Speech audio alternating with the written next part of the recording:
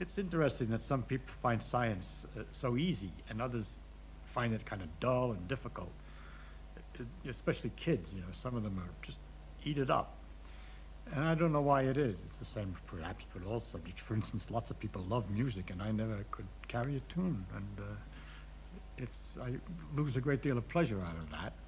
And I think people lose a lot of pleasure who find science dull.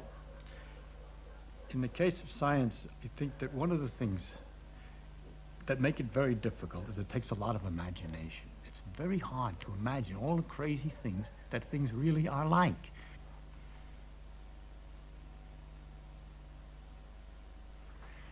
Nothing's really as it seems. We're used to get, hot and cold, and all that hot and cold is the speeds that the atoms are jiggling. If they jiggle more, it corresponds to hotter, and colder is jiggling less. So if you have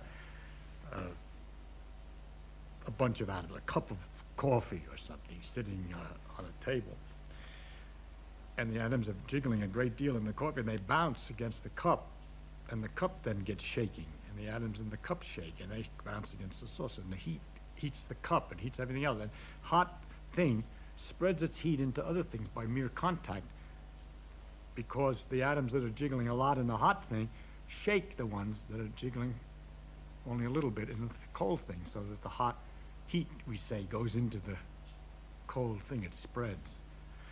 But what's spreading is just jiggle and irregular motions, which is easy to kind of understand. It brings up another thing that's kind of curious. That I say the things jiggle, and if you're used to balls bouncing, they slow up and stop after a while. But we have to imagine with the atoms a perfect elasticity. They never lose any energy. Every time they bounce, they keep on bouncing all the time. They don't lose anything. They're perpetually moving. And that the things that happen when we say something loses energy, if a ball comes down and bounces, it shakes irregularly some of the atoms in the floor. And then when it comes up again, it leaves some of those atoms moving, the jiggling. So as it bounces, it's passing its extra energies, its extra motions, to little patches on the floor each time it bounces, and loses a little each time until it settles down, we say, as if all the motion has stopped. But what's left is the floor is shaking more than it was before, and the atoms in the ball are shaking more than they were before. That the organized motion of all these atoms moving the same way, falling down, and the quiet floor is now transformed into a ball sitting on the ground. But all that motion is still there in a form, or the energy of motion, in the form of the jiggling of the floor, which is a little bit warmer. Unbelievable. But anybody who's hammered a great deal on something knows that it's true, that if you pound something and hit it a lot, you can feel the temperature difference. It heats up. It heats up simply because you're jiggling it. This picture of atoms is a beautiful one that you can keep looking at all kinds of things this way. You see a little drop of water, a tiny drop, and the atoms attract each other. They like to be next to each other. They want as many partners as they can get.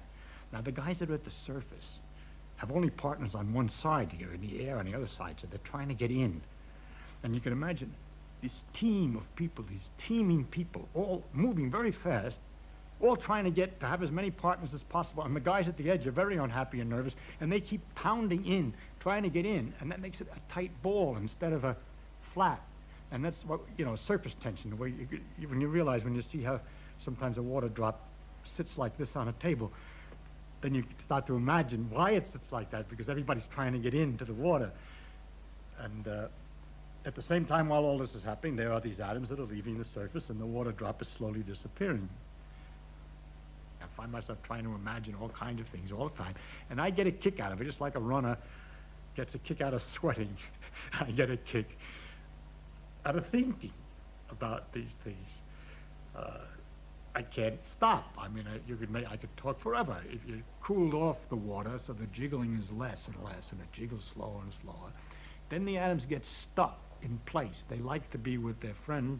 There's a force of attraction, and they get packed together. They're not rolling over each other. They're in a nice pattern, like oranges in a crate, in a nice organized pattern, all just jiggling in place, but not having enough motion to get loose of their own place and to break the structure down. And that's what I'm describing as a solid. It's ice. It has a structure. If you held the atoms at one end in a certain position, all the rest are lined up in a position sticking out, and it's solid at the end. Whereas if you heat that harder, then they begin to get loose and roll all over each other, and that's the liquid. And if you heat that still harder, and they bounce harder, then they simply bounce apart from each other, and they're just individual, I say atoms, there's really little groups of atoms, molecules, which come flying and hit. And although they have a tendency to stick, they're moving too fast. Their hands don't grab, so to speak, as they pass, and they fly apart again. And this is the gas we call steam. You can get all kinds of understanding. When I was a kid with this air, which I was always interested in, I've noticed that when I pumped up my tires in a bicycle, you can learn a lot by having a bicycle. I'd pump up the tires that the pump would get hot.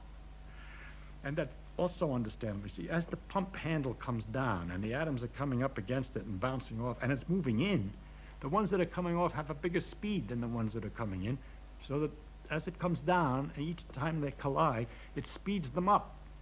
And so they're hotter. When you compress the gas, it heats.